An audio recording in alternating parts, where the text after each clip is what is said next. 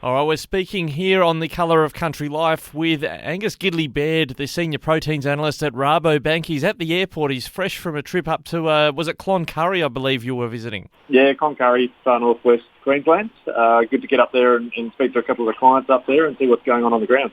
And what is going on the ground up there? Is there a reasonable amount of moisture in the ground, for I guess more so for pasture in that part of the world?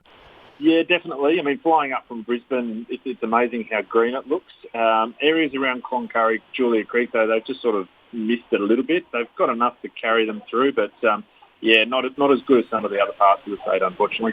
And before we look at just what's been happening in this week's cattle and the sheep markets, you've got a quarterly report out this week with a bit of information about, I guess, a growing trend or appetite in the market. They always say the customer's always right when it comes to, I guess, more sustainable product when it comes to meat.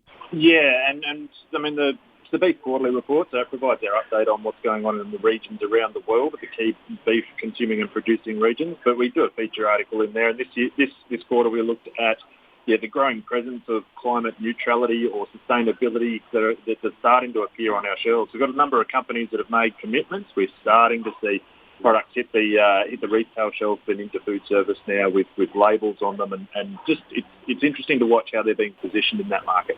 Yeah, it's a remarkable thing in the sense that the customer, I guess, what the customer wants, whatever the product might be, is, you're seeing Meat and Livestock Australia moving in a direction of commitments to that carbon neutrality. The Agriculture Minister, the new one from Queensland, Murray Watt, saying recently, well, actually, they're more aggressive than Labor's own policies where they took to the election, and that's probably just consumer-driven. Yeah, it is. I'd probably argue it's a little bit more sort of society-driven, because I know every survey you see, the consumer says, yes, I'll purchase more sustainable items, but I'm yet to be completely convinced in the sense that they are willing to pay more for it. If it's on the shelf and it's the same price, it's an easy decision for them. But if they're being asked to pay more, then I'm not completely sold yet that we're going to see sort of a difference in price. But it's interesting to see how they're rolling out.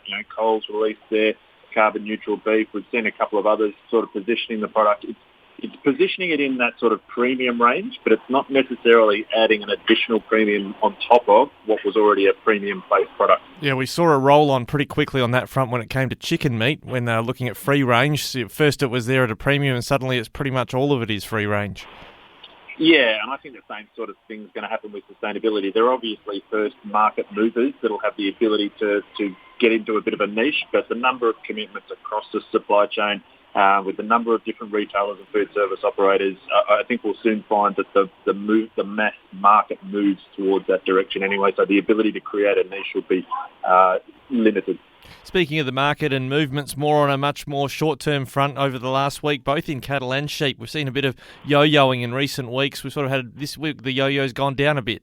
Yeah, it has. Both markets have eased a little bit. We've seen the cattle markets come off a fraction. It's come under the Eastern Young Cattle Indicators down below the 1,100 cent mark, but it's still sort of trading around that range, sort of 10.50 to 11.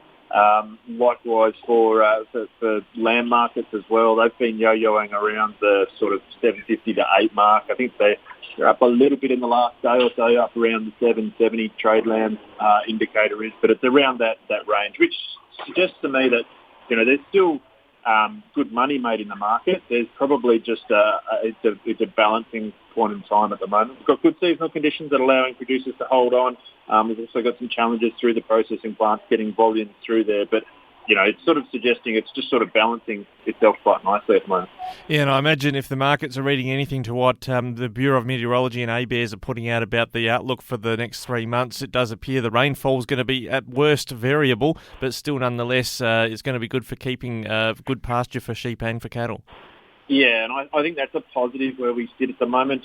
Talking to some of the guys in Cloncurry last night, there is this concern, I suppose, that I have at the moment with our limited capacity to get product through processing plants at the moment. There is a case that, we might build up a bit of a stock. There might be a bit of a lump in the system, and while we've got good seasons, that's okay. People can sort of accommodate it. You can hold things on grass a little bit longer. Granted, if you're starting to cut teeth with lambs, you're in trouble, but, there isn't quite the same pressure that if we were in very dry conditions and needing to get rid of those stock, we might see the market move a lot more. Yeah, we might well do. Well, we'll check in with you about it in another couple of weeks, Angus. Appreciate you. You're under pressure yourself, squeezing us in as you just got off the plane. Thanks very much for that, and we'll talk to you again soon. No, always good to chat, Ricky. Thanks for that.